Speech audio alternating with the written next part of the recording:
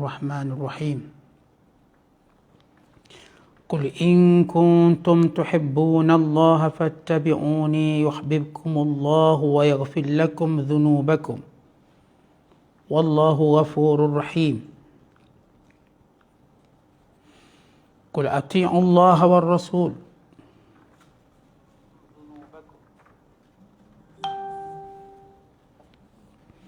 قل أطيعوا الله والرسول فإن تولوا فإن الله لا يحب الكافرين إن الله اصطفى آدم ونوحا وآل إبراهيم وآل عمران على العالمين ذرية بعضها من بعض والله سميع عليم إذ قالت امرأة عمران رب إني نذرت لك ما في بطني محررا فتقبل مني إنك أنت السميع العليم فلما وضعتها قالت رب إني وضعتها أنثى والله أعلم بما وضعت وليس الذكر كالأنثى وإني سميتها مريم وإني أعيذها بك وذريتها من الشيطان الرجيم فتقبلها ربها بقبول حسن وأنبتها نباتا حسنا وكفلها زكريا كلما دخل عليها زكريا المحراب وجد عندها رزقا قال يا مريم أنى لك هذا قالت هو من عند الله إن الله يرزق من يشاء بغير حساب صدق الله العظيم.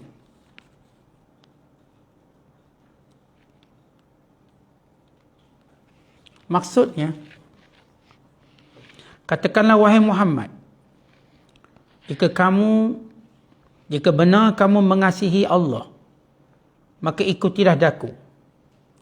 Nescaya Allah mengasihi kamu serta mengampunkan dosa-dosa kamu.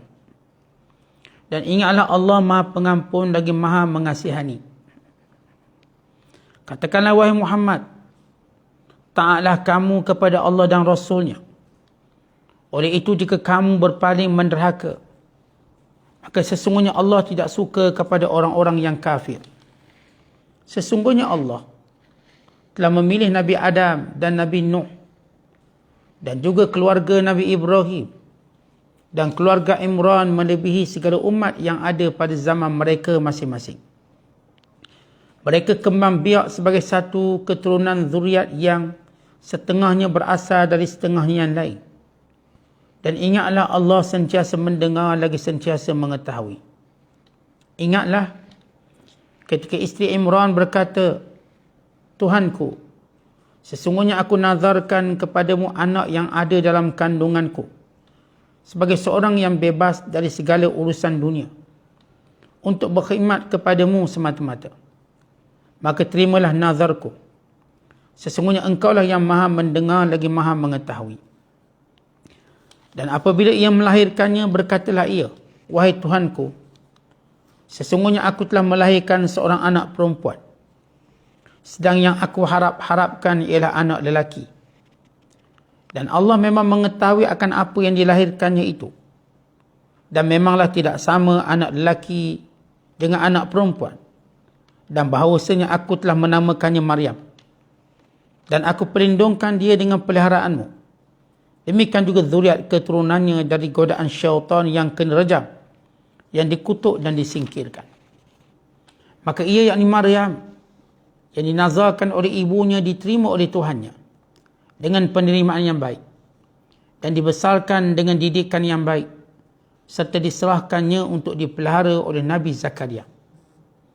Tiap-tiap kali Nabi Zakaria masuk untuk menemui Maryam di mihrab, ia dapati rezeki buah-buahan yang luar biasa di sisinya. Nabi Zakaria bertanya, wahai Maryam, dari mana engkau dapati buah-buahan ini? Maryam menjawab, ialah dari Allah. Sesungguhnya Allah memberikan rezeki kepada siapa yang dikehendakinya dengan tidak dikira. Masih lagi kita berada dalam penafsiran surah Ali Imran. surah yang ketiga pada juzuk yang ketiga, bermula daripada ayat 31 sehingga ayat 37. Bila mana Allah Ta'ala berfirman, Qul in kuntum tuhibbunallaha fattabi'uni yuhibbukumullah wa yaghfir lakum dhunubakum wallahu ghafurur rahim. Katakanlah wahai Muhammad kepada sekalian manusia, sekiranya kamu benar-benar mencintai Allah, maka hendaklah kamu mengikut Rasulullah sallallahu alaihi wasallam. Hendaklah kamu ikut aku. Nescaya Allah akan menyintaimu dan mengampunkan dosamu. Dan Allah Maha Pengampun lagi Maha Penyayang. Katakanlah wahai Muhammad kepada semua mereka, taatlah kamu pada Allah dan taatlah kamu kepada Rasul, yakni Nabi Muhammad sallallahu alaihi wasallam. Fa in tawallau, kalau sekiranya kamu semua berpaling, fa innallaha la yuhibbul kafirin, Allah tidak sukakan kepada orang kafir. Sebab turun ayat yang ke-31 diriwayatkan daripada Hasan al-Basri, qala aqwamun ala ahdi nabiyina wallahi ya Muhammadu inna lanuhibbu rabbana fa anzalallahu ta'ala kul in kuntum tuhibbuna Allah fattabi'uni. Kata Hasan al-Basri, ada satu kelompok manusia pada zaman Nabi sallallahu alaihi wasallam berkata, demi Allah wahai Muhammad, kami hanya mencintai Tuhan kami. Maka Allah Ta'ala turunkan ayat ini. Kalau benar kamu cinta Allah, kamu mesti cinta Rasulullah. Kamu mesti ikut Nabi Muhammad sallallahu alaihi wasallam. Kata Muhammad bin Ja'far bin Zubair, ayat ini turun kepada rombongan daripada Najran. Rombongan daripada Najran ialah Kristian Yaman. Izzamu anna madda'uhu fi Isa hubbullah azza wa jalla. Ketika mana mereka mendakwa pegangan mereka kepada Nabi Isa kerana mereka cintakan Allah. Mereka berkata Isa itu anak Tuhan, mereka kata Isa itu Tuhan kerana mereka ni sayang Allah. Sebab itu mereka cuba angkat Nabi Isa AS. Lalu turun ayat ini, kalau benar cinta Allah, maka kamu kena ikut Nabi Muhammad sallallahu alaihi wasallam. Ibn Abbas meriwayatkan, sekelompok Yahudi berkata, nahnu abna'ullah wa ahibba'u, kami anak-anak Allah dan kekasih-kekasih Allah. Maka Allah Ta'ala turunkan ayat ini. Kalau benar kamu kekasih Allah, maka kamu kena ikut Rasulullah SAW. Maka Yahudi enggan untuk mengikut Nabi Muhammad SAW. Artinya, sesudah kalau semalam kita bacakan tafsir tentang Allah melarang orang-orang beriman daripada mengangkat orang kafir sebagai pemimpin, berteman kepada orang kafir, bersahabat dengan orang kafir yang suka mengelirukan umat Islam, yang menjadi musuh dalam selimut, maka Allah Ta'ala menjelaskan kepada orang beriman, untuk selamat daripada tipu daya orang kafir, maka kamu mesti ikut Nabi Muhammad sallallahu alaihi wasallam. Sebab semua mereka mendakwa cinta Allah. Si A kata cinta Allah, si B kata cinta Allah, si C kata cinta Allah. Kristian kata kami cinta Allah. Yahudi kata kami cinta Allah. Bahkan musyrikin Mekah penyembah berhala juga berkata kami cinta Allah. Dan semua menggunakan Allah untuk melindungi kejahatan mereka. Bila mereka buat jahat, mereka berkata, Allah mengetahui niat kami baik. Bila mana mereka melakukan kemungkaran, mereka kata, Allah sayang kami. Demikian mereka sentiasa menggunakan Allah untuk menutupi kesalahan mereka, menutupi kejahatan mereka, menutupi penyelewengan mereka, dan semua perkara. Hatta Yahudi, waktu mereka selewengkan agama yang telah Allah turunkan, mereka kata, kami anak Allah. Kami kekasih-kekasih Allah. Maka Allah turunkan ayat ini. Kalau benar kamu menyintai Allah, maka kamu mesti mengikut Nabi Muhammad sallallahu alaihi wasallam. Bukan sekadar ikut, kamu mesti taat kepada Nabi sallallahu alaihi wasallam sebagaimana kamu taat kepada Allah Subhanahu wa taala. Diriwayatkan bila seorang pemimpin munafikin namanya Abdullah bin Ubay bin Salul, dia berkata, iaitu merujuk kepada ayat yang ke-32, inna Muhammadan yaj'alu ta'atahu ka ta'atillah wa ya'muruna an nuhibbahu kama ahabban nasara Isa fa nazala qawluhu qul ati'u Allah wa rasul. Kata Abdullah bin Ubay bin Salul laknatullahi alaih, Muhammad dia nak suruh kita ikut dia, dengar cakap dia macam kita dengar cakap Allah. Macam kita patut Allah. Dia cuba samakan dia dengan Allah. Dan dia cuba menyuruh kita menyintainya sebagai Yahudi, sebagaimana orang Kristian menyintai Isa. Maka turun ayat ini. Bahawa taat kepada Allah itu mesti dengan mentaati Nabi SAW. Ia bukan satu benda yang berasingan. Taat Allah berarti taat, mesti taat pada Nabi SAW. Taat pada Nabi SAW berarti taat kepada Allah. Ikut Allah berarti ikut Nabi SAW. Ikut Nabi berarti ikut Allah Subhanahu Wa Taala. Kerana Nabi SAW seorang Rasul yang amanah, yang tidak berkata-kata melainkan daripada firman Allah. Wa ma yantiqu anil hawa in huwa illa wahyun yuha. Tidaklah Nabi Muhammad SAW itu bercakap dengan hawa nafsu, tetapi ialah wahyu yang diturunkan. Kerana itu mencintai Nabi SAW bukan kerana zatnya, tetapi kerana ialah Rasul Allah yang diutuskan daripada sisi Allah SWT kepada seluruh makhluk, jin dan juga manusia. Bahkan setengah ulama mengatakan Nabi Muhammad SAW juga diutuskan kepada para malaikat. Kata Imam Tajuddin As-Subki, maksud diutuskan kepada malaikat ialah sebagai satu kemuliaan, bukannya sebagai taklif. Rasulullah SAW diutuskan kepada manusia dan jin sebagai taklif, maknanya bawa perintah dan larangan. Nabi Muhammad SAW diutuskan kepada malaikat sebagai satu tashrif, kemuliaan. Malaikat merasa mulia dengan adanya Nabi Muhammad SAW. Sesudah Allah Ta'ala menyebut tentang cinta Allah dan cinta Rasul, bagaimana ia tidak boleh diasingkan. Bagaimana benarnya cinta Allah pada benarnya cinta Nabi SAW. Bila benar cinta Allah dan cinta Rasul, maka Allah Ta'ala akan bagi dua benda. Yang pertama, Allah akan cinta. Siapa yang cinta Nabi Muhammad SAW, Allah akan cinta dia. Yang kedua, Allah akan ampun dosa. Ini menunjukkan Allah bila sayang seorang hamba, maka Allah Ta'ala akan ampunkan dosa. Allah bila sayang seorang hamba, Allah akan jauhkan hamba itu dari dosa. Allah bila sayangkan hamba, Allah jadikan hamba setiap kali buat dosa dia akan menyesal. Maka itu tanda-tanda kasih sayang Allah. Tapi tanda Allah Ta'ala murka bila seorang buat dosa dia tak rasa apa-apa. Bila seorang buat dosa dia rasa remeh-temeh, atau dia tak terkesan apa-apa, maka ini menunjukkan kerosakan jiwanya dan tanda kebencian Allah.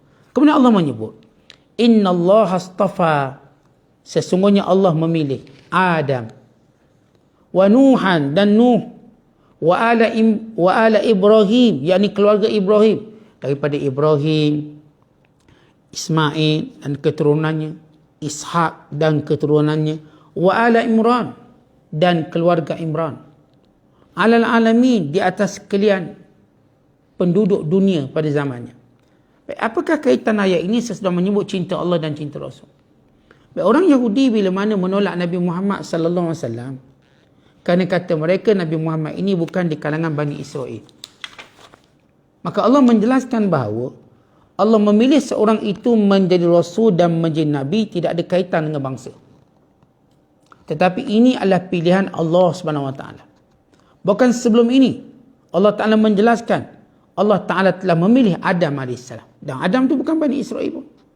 Makhluk pertama yang Allah ciptakan dengan tangannya, Allah tiupkan padanya rohnya, Allah jadikan malaikat menghormatinya, Allah mengajar kepada Adam akan pelbagai ilmu-ilmunya, Allah menjadikan Adam mendiami syurga, kemudian menurunkannya ke dunia dengan hikmah dan kebijaksanaannya, dan Allah menerima taubat pengampunan Nabi Adam, jadi dosa Nabi Adam yang kita masukkan dosa bukan dosa macam kita, kesilapan Nabi Allah Adam AS. Allah Ta'ala berfirman, summastabahu rabbuhu fataba alaihi wahada, kemudian Allah memilih Adam AS dan Allah menerima taubatnya dan memberi petunjuk kepadanya. Baik, Adam dipilih Adam bukan daripada sebab Bani Israel. Allah tak pernah ada satu kontrak dengan Yahudi, oh mesti Nabi dan Rasul itu di kalangan Bani Israel. Sebab itu Allah sebut balik, istifa, pemilihan Allah mengikut apa yang Allah kehendaki. Allah pernah memilih Adam, dijadikan makhluk yang pertama. Kemudian Allah Ta'ala memilih Nuh, yang merupakan bapa manusia yang kedua, yang Allah jadikan ia sebagai Rasul pertama yang diutuskan, yang digelar sebagai Syekhul Mursalin, Artinya Nabi yang paling tua di kalangan Nabi-Nabi. Sebab dikurniakan usia sampai 1000 tahun. Bukan lebih pada tu. Bila mana kaumnya menyembah berhala, maka Allah Ta'ala membinasakannya dengan taufan dan banjir besar. Dan menyelamatkan Nabi Nuh dan kaum yang beriman di dalam bahtera besar.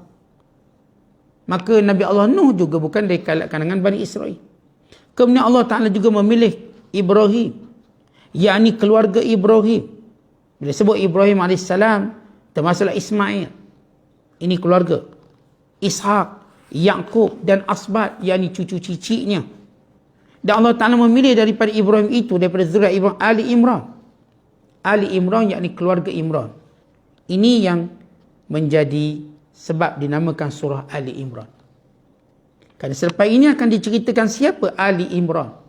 Perkataan Ali yakni keluarga. Imran yakni Imran, nama orang. Keluarga Imran itu lahir daripadanya ialah Nabi Isa AS. Dan sebelumnya ibu Nabi Isa, Maryam binti Imran. Yang nasab Maryam ini kepada Nabi Allah Yaqub AS. Ini daripada keluarga Ibrahim juga. Maka Imran yang dimaksudkan di sini ialah ayah kepada Maryam. Itu ibu Nabi Isa AS. Itu namanya ialah Imran bin Yashib. Bukannya Imran yang merupakan bapa kepada Nabi Allah Musa AS. Kerana bapa kepada Nabi Allah Musa AS juga bernama Imran. Dan kita katakan Imran yang kedua ini ialah Imran yang disebut Imra'atu Imran, iaitu bapa kepada Maryam dan atuk kepada Nabi Isa AS. Dan di antara Imran, Musa bin Imran dengan Maryam bin Imran, ia bukan peribadi yang sama, berbeza. Kalau jarak Imran pertama dengan Imran yang kedua ialah 1800 tahun. Itu jarak ayah Nabi Musa dengan jarak ayah Maryam atau atuk pada Nabi Isa ialah 1800 tahun. Supaya kita tak keliru. Kemudian Allah Ta'ala menceritakan, bila Allah kata Allah pilih Adam, ya, kita tahu kisah Adam daripada awal surah Baqarah.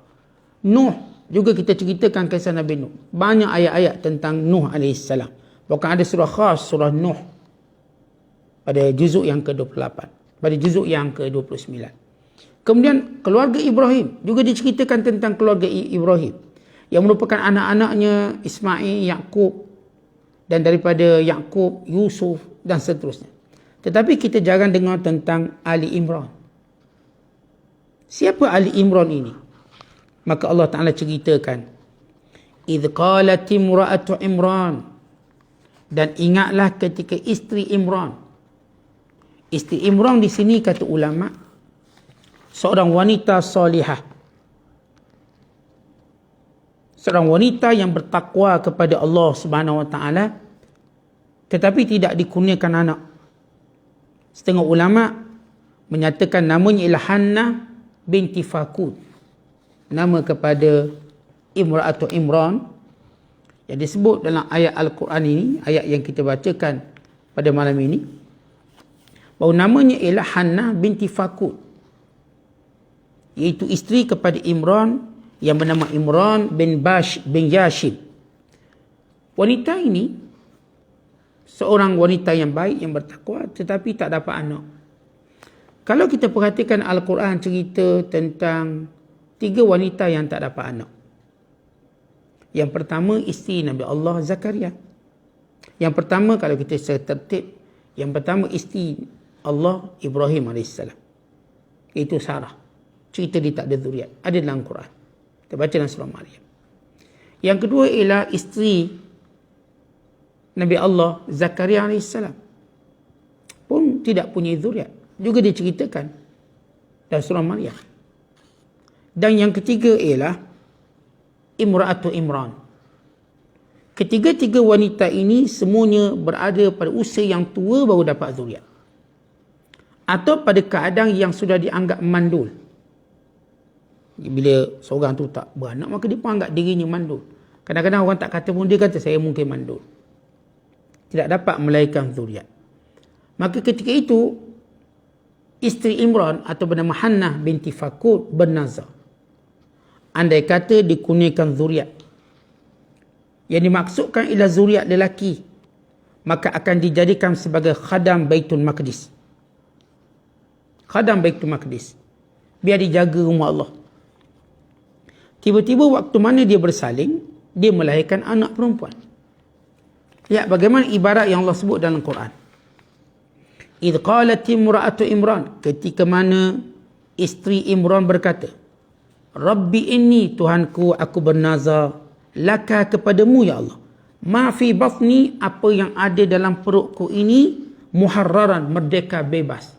Maksudnya bebas daripada dunia dan menjadi hamba Allah yang sebenar, berkhidmat kepada Baitul Maqdis. Fataqabbal minni, maka hendaklah engkau menerimanya daripadaku. Innaka antas samiul alim, sesungguhnya engkau maha mendengar lagi maha mengetahui. Falamma wada'atha, ketika mana Imran melahirkan anak, qalat, dia berkata, Rabbi, Tuhanku, inni wada'tuha untha, engkau mengetahui aku melahirkan seorang anak perempuan. Wallahu a'lamu bima wada'at, dan kamu lebih mengetahui tentang apa yang aku lahirkan. Walaysa dzakaru kal unsa, lelaki tidak seperti wanita. Isteri Imran, Hannah ini beranggapan dia akan melahirkan anak lelaki. Sebab itu nazar ni tadi berkait dengan anak lelaki, dia nak jadikan khadam di Baitul Maqdis. Tetapi Allah nak beritahu pada kita, tidak semestinya lelaki itu lebih baik pada perempuan. Bahkan isteri Imran waktu dia menyangka bahawa aku lahirkan perempuan, Maryam, dan perempuan tidak mungkin sama macam lelaki. Tiba-tiba Allah jadikan Maryam lebih baik daripada lelaki. Di dalam kehidupan kita seharian macam itulah. Kita sentiasa beranggapan itu dan ini lebih baik. Tetapi Allah nak beri apa yang lebih baik. Kerana itu menerima takdir Allah, melihat redha dengan takdir Allah, itulah memperlihatkan kebaikan. Di mana isteri Imran ini menunjukkan redha dia. Baik, dia memang niat lelaki, tapi dapat perempuan, dia tetap melaksanakan nazar. Namun dia bimbang. Dia bukan tak percaya, bimbang kalau perempuan tidak seperti lelaki. Namun dia tetap menunaikan nazarnya. Lalu dinamakan bayi ini dengan nama Maryam. Maksud Maryam dalam bahasa Ibrani ialah khadimatur Rabb, khadam kepada Tuhan. Itu maksud Maryam. Maryam berarti khadam kepada Tuhan. Dan kata isteri Imran ini, dia berdoa. Ini wanita yang hebat, sentiasa berdoa. Wa inni u'idhuha, ya Allah, aku melindunginya. Bika, kepadamu ya Allah. Wa dhurriyyataha, dan seluruh zuriatnya, yang termasuk Nabi Isa. Artinya walaupun Imran ini Hannah, walaupun dia tahu bila dijadikan Maryam ini sebagai khadam kepada agama Allah, tetapi dia meyakini khadam ini lain, dia mungkin akan mempunyai zuriat. Biasa orang jadi padri wanita, kalau sebut padri wanita memang tak kahwin lah. Tetapi tidak, bahawa khadam kepada Allah tidak menghalang kahwin. Artinya sebenarnya dalam syariat tidak pernah diharamkan perkahwinan. Bila padri-padri mengharamkan perkahwinan, mereka mengadakan undang-undang sendiri. Bahkan waktu mana isteri Imran menjadikan Maryam sebagai khadam kepada Allah, yakni kepada Baitul Maqdis, dia juga berkata pelihara zuriat. Berarti Maryam mungkin satu hari nanti akan kahwin. Daripada syaitan yang direjam.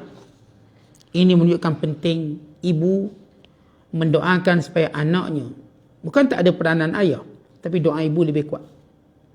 Ibu-ibu kena doakan biar anak-anak ini dipelihara daripada gangguan syaitan terlebih dahulu, sebelum kita cerita yang lain-lain. Kadang-kadang kita ni tuan-tuan gopoh-gapah, kita nak doa biar anak kita berjaya exam dulu. Ni baru lahir ni, ya Allah, berilah dia dapat masuk universiti, jadi profesor, jadi doktor, jadi itu, jadi ini. Kita lupa syaitan yang akan mengganggu perjalanan hidupnya secara berterusan. Daripada mula seorang manusia lahir, maka syaitan telah meletakkan satu kontrak yang kuat untuk terus mengganggu bayi ini sampailah boleh bawa ke neraka atau sampai dibinasa. Maka isteri Imran mengajar kepada kita orang beriman Supaya doakan pada anak-anak kita supaya dilindungi Allah daripada syaitan yang direjam. Itulah ibu pada segala kejahatan. Yang perlu kita selalu ingat. Kadang-kadang kita ibu-ibu, kita ayah sekalipun, jarang doa yang ni. Kita banyak doa biar anak kita begitu, begini. Kita tak doa, ya Allah lindungilah anakku daripada syaitan yang direjam.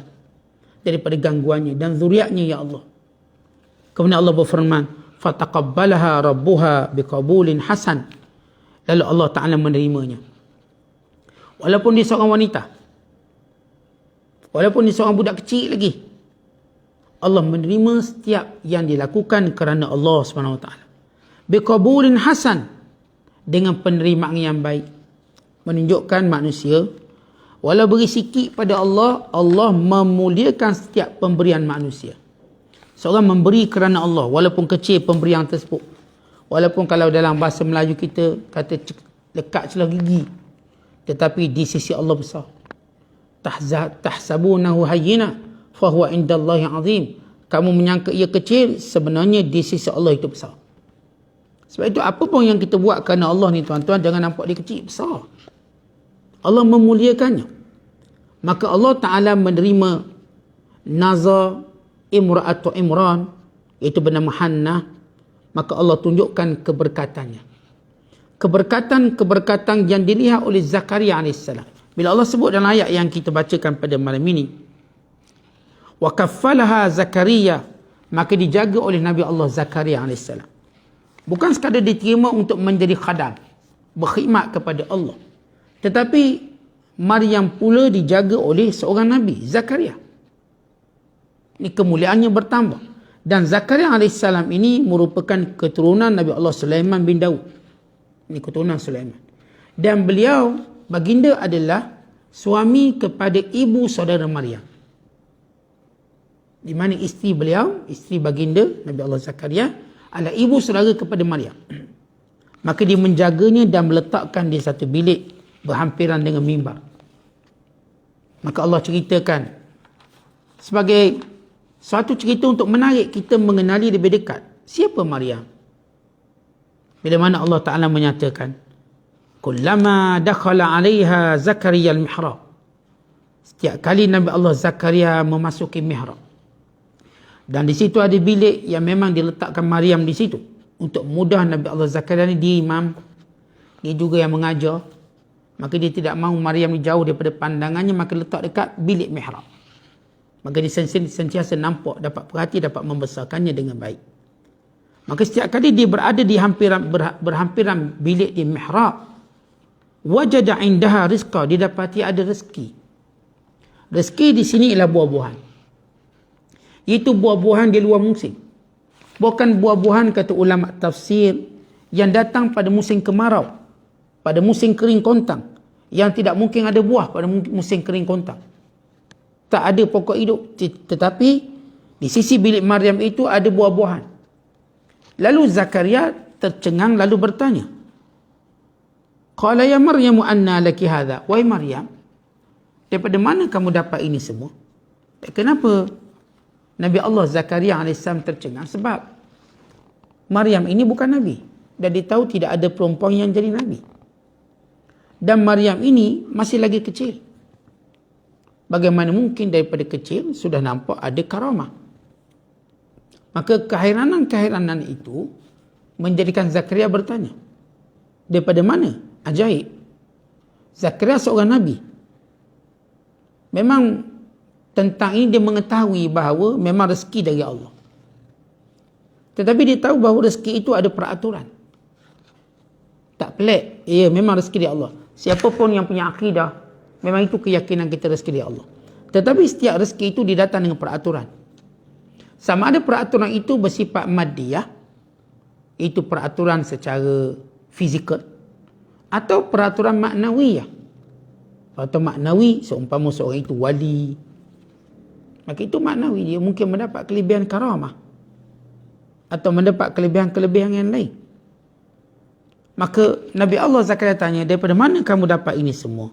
Lalu Maryam menjawab, mendiamkan Zakaria. Qalat huwa min indillah. Ini semua datang dari Allah. Innallaha yarzuqu man yasha' bighairi hisab. Allah yang memberi rezeki tanpa ada sebarang halangan dan hitungan dan tanpa sebarang sebab. Di sini Maryam AS seolah-olah memberi ingatan pada Zakaria AS bahawa bila Allah nak bagi, tidak ada satu sebab, dan membuka ruang Zakaria berfikir kembali. Sebab Zakaria AS dia juga menginginkan anak. Dia sudah tua, isterinya sudah tua. Maka mendengar ibarat Allah bagi rezeki pada siapa dikehendaki tanpa sebarang peraturan, maka di situ membuka kembali semangat Nabi Allah Zakaria untuk mendapat anak dan zuriat. Kerana selepas ini kita akan cerita pula tentang Zakaria, bagaimana doanya untuk mendapat anak dan zuriat. Adapun kisah Imran ini sebagai mukaddimah, sebab nanti akan diceritakan lagi kisah yang berkait dengan Maryam AS selanjutnya. Nanti kita akan bezakan tentang apa yang Maryam dapat waktu kecilnya dengan apa yang Maryam diuji waktu besarnya. Maka ini ada satu noktah yang penting. Namun secara umum, bila Allah menyatakan cinta Allah dan cinta Rasul, dan Allah memberi contoh Nabi-Nabi ini, tidak semestinya daripada Bani Israel. Allah memilih pada siapa yang dikehendaki. Dan pemilihan Allah kerana kesolehan, kerana ketakwaan. Maka Allah menyebut contoh-contoh orang-orang yang dipilih oleh Allah, yang soleh, yang merupakan kekasih Allah. Bukan Nabi Muhammad SAW mengatasi semua.